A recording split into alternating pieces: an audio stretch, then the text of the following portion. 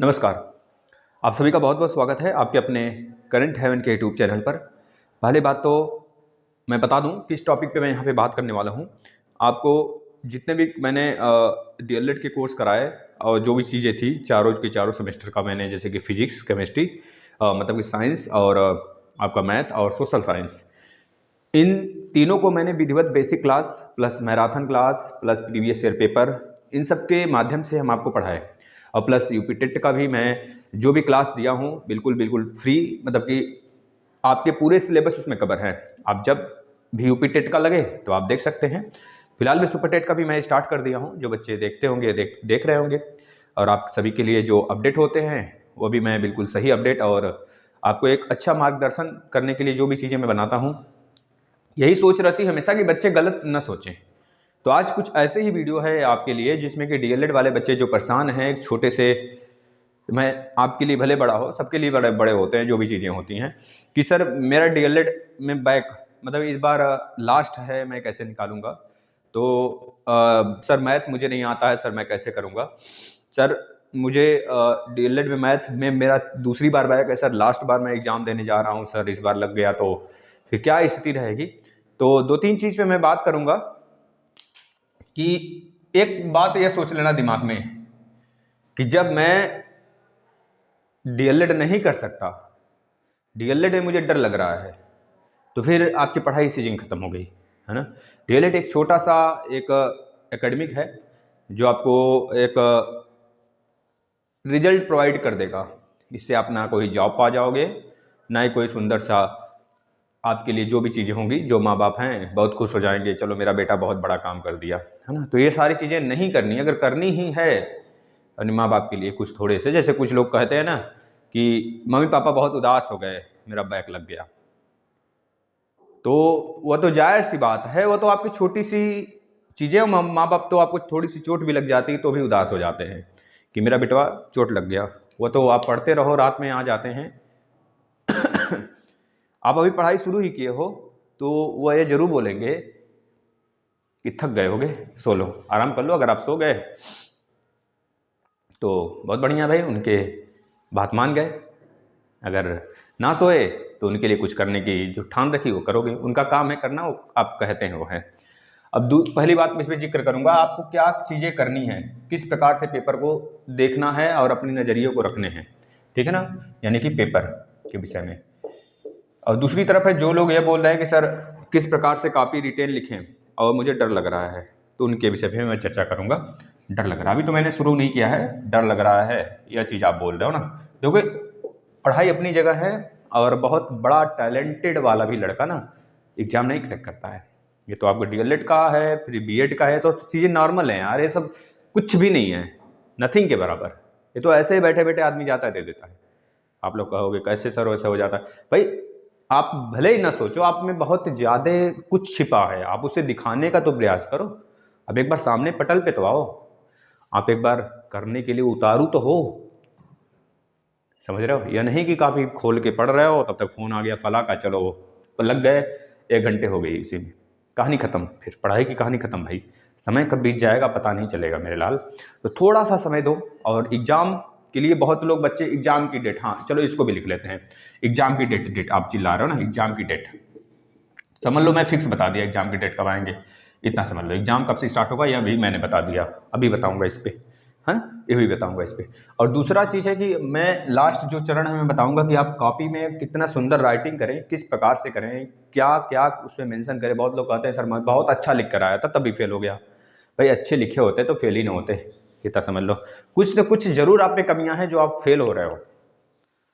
और दूसरी तरफ है कि जो लोग कहते हैं ना कि सर मैं 500 रुपये रखा था पास हो गया, तो इस बार उनको दिख गया 500 रुपये रखे थे कि 1000 रुपये रखे थे, उनको यह नज़र आ गया होगा कि मैक्सिमम बच्चे इस बार पैसे रखे थे। पता है कितना रिजल्ट आया है, मात्र 1/3 रिजल्ट आया है, 1/3 रिजल्ट आया, 2/3 बच्चे फेल हो गए। यानी कि अगर 3 बच्चा पढ़ रहा है तो 1 बच्चा पास हुआ, 2 फेल हो गया। यही दोनों पैसे रखे होंगे। यह तो हमसे बोल ही रहा था कि सर पैसे रखे थे वो लोग और ये पास हो गया, और ये दोनों पैसे रखे थे फेल हो गए। ऐसे ही करना चाहिए जिससे कि यह दोनों पैसे वाले जो है ना, ये दोनों कभी कह न सके दूसरे से कि मैंने पैसे रखे थे तुम भी पैसे रख देना पास हो जाओगे। अरे डीएलएड ऐसे निकल जाएगा। तो कोई भी चीज़ हो, चाहे छोटी सी एग्जाम हो चाहे बड़ा सा एग्जाम हो, आपकी मोरल जो है ना वो चीज़ें दिखा देती हैं कि आप मोरल क्या चीज़ें हैं आपकी, जो चीज़ें सिखाने हैं सिखाते हैं संस्कृति वगैरह, मतलब चीज़ें अब माँ बाप थोड़े देख रहे हैं। आप 500 रुपये में दिया बच्चे को, वो खाया, फीस दिया, क्या किया। कहते हो आप सभी ना कि बैक लग गया, अरे कुछ भी कर लो, 10,000 रुपये ले लो, मेरा निकलवा दो, वो 10,000 रुपये भी डूब जाता है, बैक लग जाती है। तो ये चीज़ें अपने सेल्फ पे बस भरोसा रखो।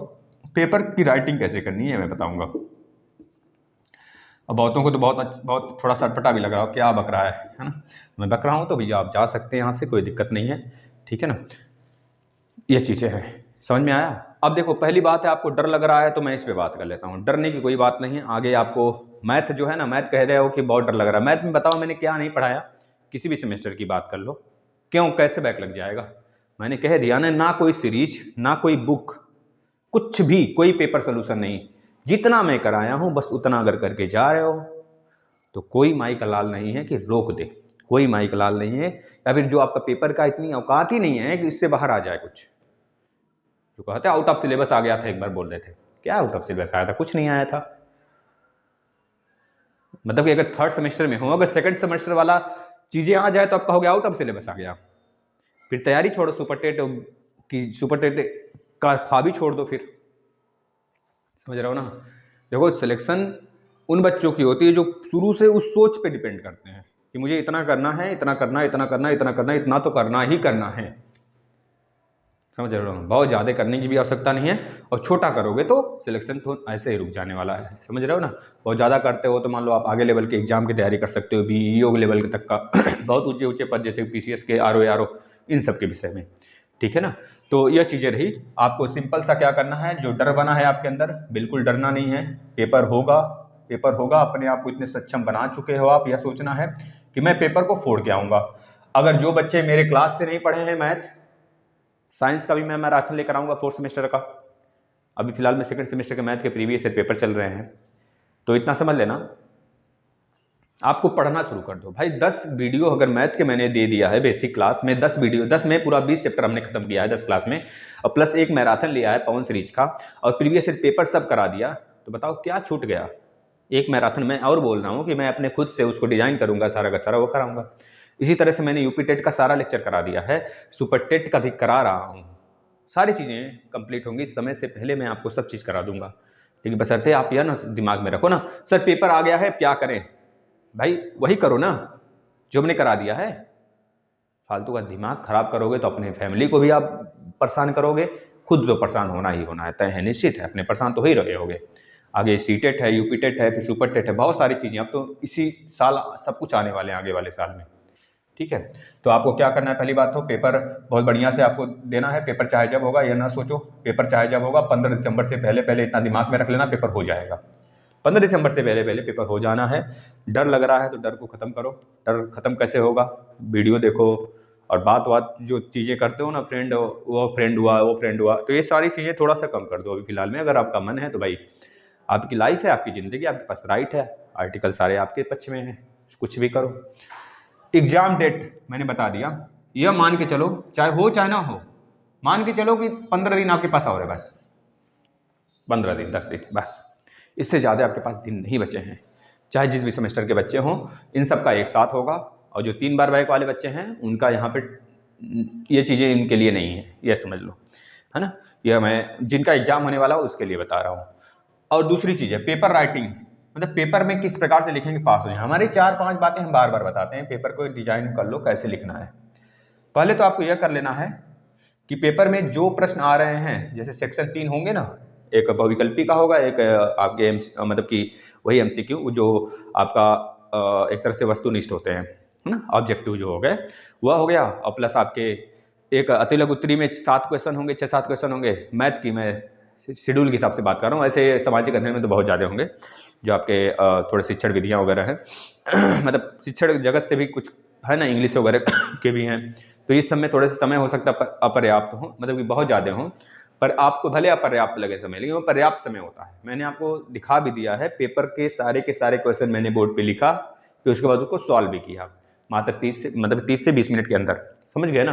तो ये चीज़ें हमने आपको दिखाया, तो समय पर्याप्त होते हैं। समय यह बोलने वाले बच्चे जो होते हैं समय अपर्याप्त है, मेरे पास समय नहीं बचा सर, तो आपकी चीज़ें आप किस डायरेक्शन में ले जाते हो, प्रैक्टिस नहीं होता है, जो भी चीज़ें होती है इतना हलवा हलवा कैसे, वैसे सुपर टेट में कैसे मैथ लगाओगे, सिलेक्शन भूल जाओ फिर सुपर टेट में, निश्चित रूप से भूल जाओ, 100% श्योर सिलेक्शन भूल जाओ। अगर मैथ नहीं आ रहा है ना, इतना हल्का हल्का यह जो कराया जा रहा है सारे के सारे मैथ हमारे द्वारा ना, ये सब के सब सुपर टेट में आएंगे, निश्चित रूप से यही सिलेबस है। तो नौकरी पानी है तो जूझना पड़ेगा, यह नहीं कि कुछ खोने के लिए हम आपको बोल रहे हैं, कुछ नहीं खोना है। वो जमाना वो डायलॉग मुझे नहीं आता है, समझ रहे हो ना, मुझे रियल लाइफ में जीना पसंद है, बस ये मैं जानता हूँ, यही मैं आप सभी को बताता हूँ। रियल लाइफ में जियो यार, एक रोटी खाते हो ना तो रोटी खाओ, हाथ में लेकर रोटी खाओ तो हाथ में लेकर रोटी खाओ, जैसी संस्कृति आप उसी संस्कृति में ढल जाओ, बस। आपको बदलने की आवश्यकता ही नहीं है, दूसरा कोई आपको बदलना चाहता है ना तो मत बदलो ना, क्या दिक्कत है, क्यों बदलोगे, अपने संस्कृति को नहीं भूलेंगे, ठीक है, उसी पे चीज पे आप कार्य करो, अपने आप को बढ़ाओ, आगे बढ़ाओ, क्या जरूरत है अपने आप को अपडेट करने की, बताओ। हाँ, पढ़ाई को लेके अपडेट करो ना, चीजें सही हैं वो चीज करो, आप अपनी गरीबी ना छुपाओ कभी किसी से, आप अपनी चीजों को ना छुपाओ कभी किसी से, कि बन के ना बातें करो, बनाकर ये चीजें हमारे अंदर ना कभी डेवलप हुई ना मैं कभी आपको सिखाने का प्रयास करूंगा, ठीक है ना। तो यह था पहला, आपको क्या करने हैं कि आपको जो चीजें आएंगी, 3 सेक्शन होगा, तीनों सेक्शन में से जो सबसे पहले आता है, फर्स्ट सेकेंड थर्ड, अगर बहुविकल्पी पहले आता है तो पांचों के पांचों बहुविकल्पी को बहुत सुंदर सा 3 स्केच पेन ले लेना, तीनों स्केच पेन से बढ़िया से लिखना, पहले अपना जैसे लिखते हो आप जिस प्रकार से राइटिंग बहुत खूबसूरत लिख सकते हो, मैं अपना चीजें आप पे नहीं थोपूंगा कि मैं जैसे लिखता हूँ, मेरी राइटिंग तो बहुत ही बोकस है, तो जिस प्रकार से आप बहुत बेस्ट कर सकते हो ना, वह चीज़ें अपने आप को वहाँ पे लिख लेना, पहले हेडिंग लगा लेना यहाँ पर कि मैं इस प्रश्न को सॉल्व कर रहा हूँ, पहला वाला प्रश्न का उत्तर दे देना, यहाँ पे उत्तर देकर यहाँ पे बहुत बढ़िया से लिखना अपना उत्तर, और हो सके मैथ वाले बच्चे जो है ना, यहाँ पे बगल में थोड़ा सोल्यूशन कर देंगे, बस फिट काम, समय बहुत होता है, कोई दिक्कत नहीं, प्रश्न लिखने की आवश्यकता नहीं होती। इस तरह से दूसरा, तीसरा, चौथा, पांचवा बढ़िया से लिखना, जो चीज़ें आपको लगे एग्जामिनर इसको जरूर देखे, मैं दूसरे बच्चों से हट के लिख रहा हूँ, तो उसको अंडरलाइन कर देना, नीले स्केच से उसे अंडरलाइन जरूर कर देना, ठीक है ना।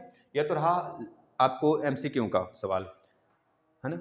अब इस क्रम में आप लिखते जाना, देख लेना एग्जामिनर फर्स्ट इंप्रेशन, कॉपी पे अगर फर्स्ट इंप्रेशन मतलब पहले पेज, दूसरे पेज, तीसरे पेज पे आप बहुत सुंदर सा मोती सा चमका के लिखे हो, 3 स्केच पेन का यूज किए हो, तो इतना समझ लेना एग्जामिनर आपको बहुत अच्छा नंबर देने वाला है, और यह चीज़ें आपके लाइफ में हमेशा इन्वॉल्व करके रखना है, समझ रहे हो ना, कि मैं जो भी काम करूँ ना, जैसे कि कोई भी राइटिंग करनी हो, भविष्य मान लो पीसीएस वगैरह का एग्जाम देते हो, तो उस पर भी राइटिंग वगैरह जो होती है ना, बहुत बढ़िया से नहीं हमको मतलब है, हमें जो चीज़ें हैं ना, मतलब कि सुंदरता रहनी चाहिए, जैसे कि आप मान ली राइटिंग बहुत बहुत फुअड़ है, जैसे मेरी राइटिंग बहुत फुअड़ है, मैं क्या करता हूँ उस राइटिंग को अच्छा बनाने के लिए ना, बहुत दूर दूर लिखने लगता हूँ, यहाँ पे लिखूंगा एक शब्द यहाँ लिखूंगा, एक शब्द यहाँ पे लिखूंगा, फिर एक लाइन में छोड़ देता हूँ, फिर यहाँ से लिखता हूँ, यहाँ से लिखता हूँ, मेरी राइटिंग बहुत खराब है, देख लो कैसी राइटिंग है, कभी ना बनी मेरी राइटिंग, भले ही टॉपर नहीं रहा, टॉपर से कम नहीं आता था मुझको, टॉपर तो नहीं रहा, एवरेज से भी थोड़ा सा ऊपर रहा, किसी भी क्षेत्र में देखो 75%, 70%, 76%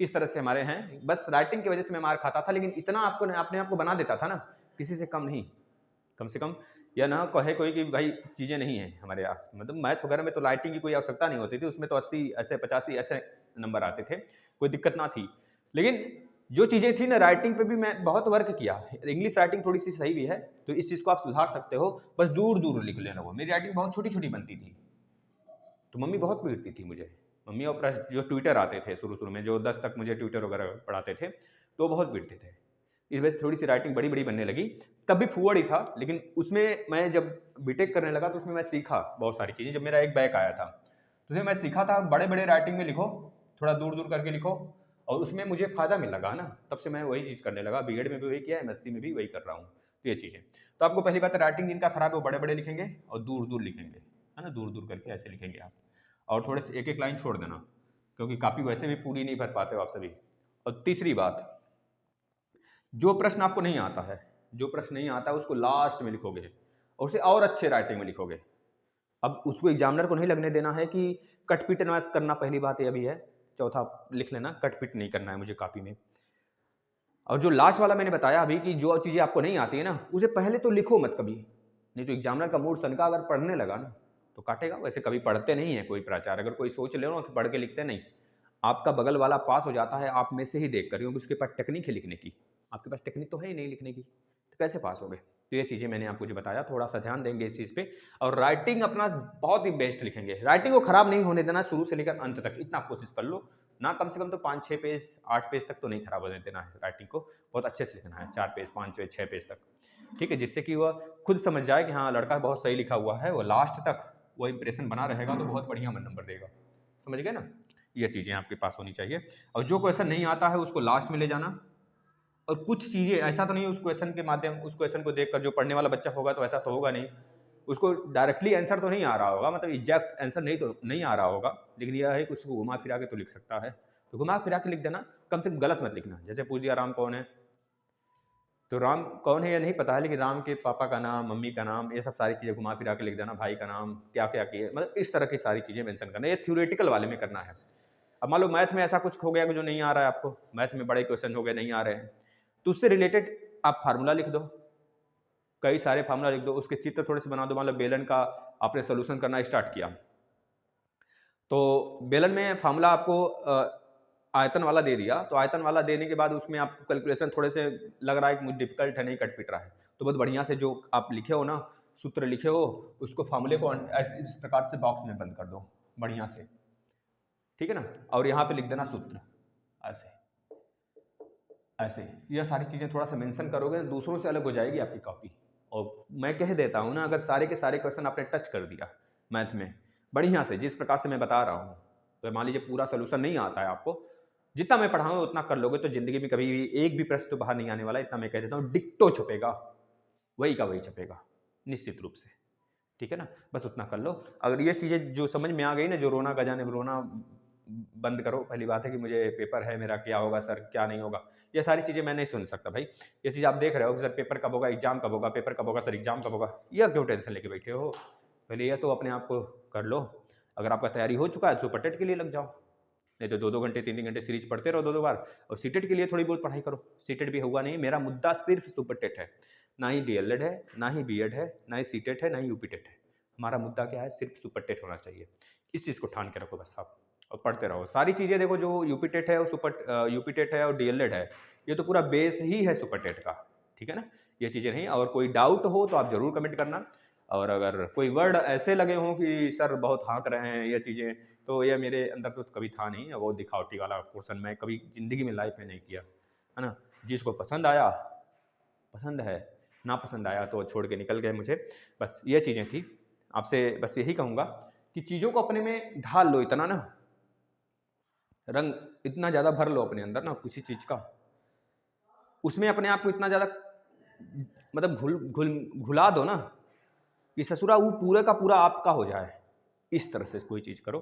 और झूठ फसाद माँ बाप से बोलना बहुत बेकार है, जो बाद में पछताना पड़ता है, समझ गए ना। झूठ फसाद मत बोलो ना, अपने आप को क्यों दर्द दे रहे हो, उस चीज़ को क्यों छिपा के रख रहे हो। मान लो वो चीज़ें, जैसे 3 बार बैक वाले बच्चे हैं, अब देखो उनकी स्थिति कैसी हो गई है ना। कभी घर बताए थे, बहुत सारे बच्चे बताए भी थे, जो नहीं बताए थे वो घुट रहे हैं अब कि अब पता चलेगा तो क्या होगा।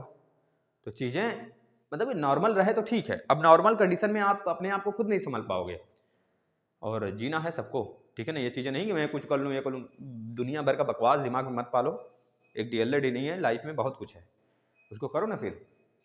तो ये चीज़ें मैं उसमें बाद में डिस्कस करूँगा। ये चीज़ें मैंने बता दिया पूरा प्रोसेस, जिसको डर लग रहा है, जिसको नहीं डर लग रहा है, पेपर राइटिंग कैसे करें, तो ये चीज़ें मैंने बता दिया आपको। 3 पेन का आप यूज करेंगे, एक ब्लैक वाला जो होगा स्केच मोटा वाला, एक पतला सा पेन ले लेंगे, पतला ब्लैक पेन, और एक ब्लू पेन। और ये मत समझिएगा टाइम हमारे पास नहीं है, टाइम पर्याप्त होते हैं, है ना। टाइम बहुत पर्याप्त होता है, टाइम की कमी नहीं होती आपके पास वहाँ पे। यह मत सोच कर बैठिए टाइम कम। और एक चीज़ और कर लेना, जब भी एग्जाम हो ना तो सेंटर पे पहले पहुँच जाना। सेंटर पे इतना पहले निकलना, कम से कम 2-3 घंटे में पहले पहुँच जाऊँ सेंटर पे, बस। नहीं तो पता चला सेंटर किसी बच्चे का दूर चला जाता है, तो बेचारा मतलब ऐसे ही उसका हड़बड़ी रहता है, हड़बड़ हड़बड़ हड़बड़ करते करते पहुँचता है सारी चीज़ें, है ना। तो समझ रहे हो, फिर दिक्कत हो जाती है उसके एग्जाम में। उसका माइंड डिस्ट्रैक्ट कर देता है, दूसरी तरफ उसको डाइवर्ट कर देता है, सारी चीज़ें वो मतलब भी चाहते हुए भी, पेपर ना चाहते हुए भी उसकी पेपर गलत हो जाते हैं, है ना। तो ये चीज़ें थोड़े से ध्यान में रखने हैं, और स्ट्रगल तो लाइफ में है ही, स्ट्रगल करने हैं। धन्यवाद।